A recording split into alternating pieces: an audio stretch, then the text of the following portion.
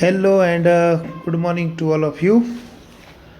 So, I hope you all got the scheduled timetable for your fourth unit test, which will be conducted on 27th and 28th October. Now, if you had gone through the syllabus, you observed that in accountancy you got total three lessons, that is chapter 5, 6, and 7.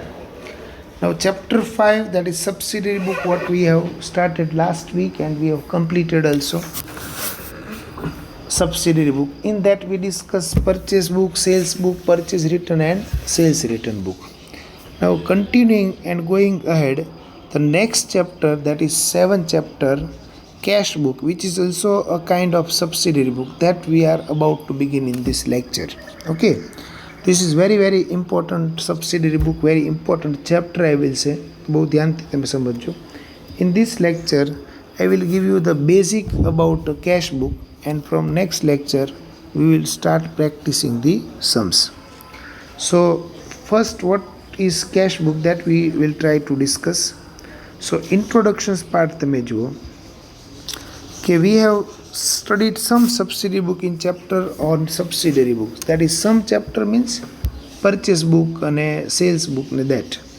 In this chapter, we will study cash book, the most important type of subsidiary book. Cash book is one of the subsidiary book. If you remember the list of subsidiary book, in that we discussed that to record cash transactions, we have a separate subsidiary book which is called cash book. Okay. So generally, in any business or profession, two types of transactions are seen: cash transactions and credit transactions. Now, you all have practiced journal, so many transactions we discuss. So આટલી વસ્તુ તમે easily સમજી શકો કે કોને cash transactions કહેવાય ને કોને credit transactions કહેવાય. If it is credit transactions also get converted in cash transaction in future. For example, if goods are sold on credit, then it is treated as credit transactions for time being. But in future, at a fixed time, the cash is received at the time of transactions which took place on credit, gets converted into cash transaction. So, cash book is a type of subsidiary books in which cash transactions are recorded. What we have to conclude, okay, in business, most of transactions will be cash transactions in nature. Okay. Now, meaning of cash book.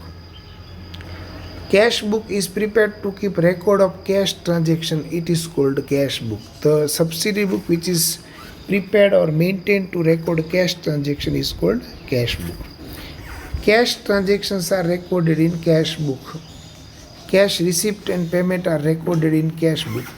At the end of given period, cash balance can be known from cash book. That we will try to understand when we practice the sum. That is what is called cash balance. Cash book serves the purpose of journal entry and cash account both. When we will practice the sum, you will realize that cash book, when we prepare, so indirectly we are passing journal entry as well as we are preparing a ledger account of cash. As cash book prepared in form of ledger. Debit side of cash book is known as income or receipt side, and credit side is known as payment side. Now, what is the use of cash book?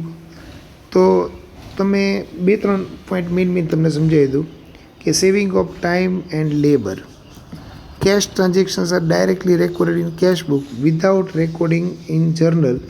Therefore, separate cash account is not needed. Therefore, cash book serves purpose of both journal and ledger. It saves times and labor. If we record the transactions in journal, then we have to post the transactions in ledger by preparing cash account. It's a time consuming process.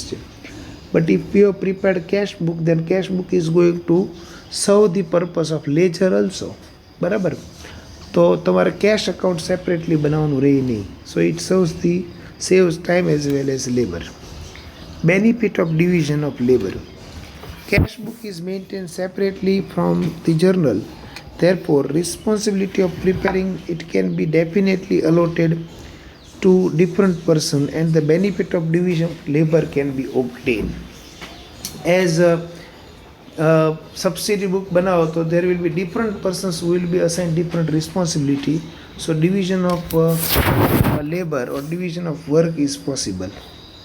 Cash balance can be known. Cash balance can be known daily or at the end of given period by maintaining cash book. This is very very important aspect.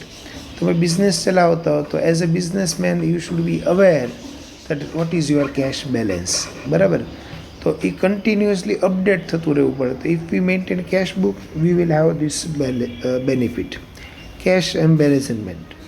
The balance of cash book is worked out daily or at the end of a given period. Therefore, the physical cash balance can be compared with it, and if there is any error or cash embezzlement, then it can be known immediately.